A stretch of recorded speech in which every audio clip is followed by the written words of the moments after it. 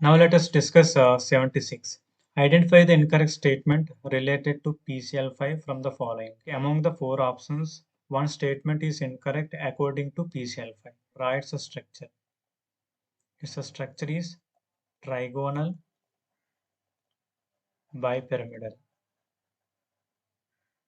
We know that these three chlorines are equatorial in position. These two chlorines are axial in positions.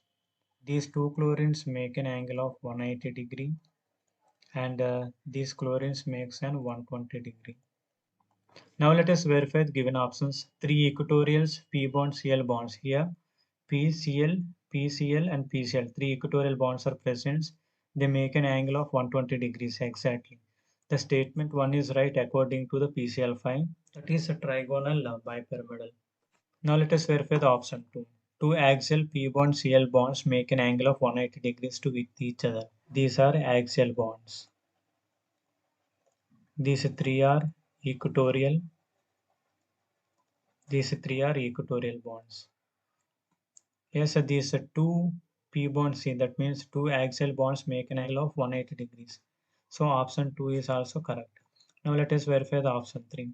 Axial p bond Cl bonds are longer than p bond Cl bonds. We observe that p bond Cl axial bonds is longer than p bond Cl equatorial bonds. This statement is also right.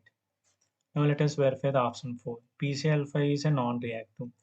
This statement is wrong. Why? Because we know that p bond Cl axial bonds are greater than p bond Cl equatorial bonds. Due to the long axial length, it's are easy to break. Easily, these axial bonds are easily break and involve in reaction. That's why, according to this point, this statement is incorrect.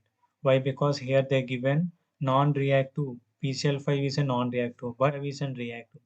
That's why statement 4 is incorrect. So our option 4 is our correct answer.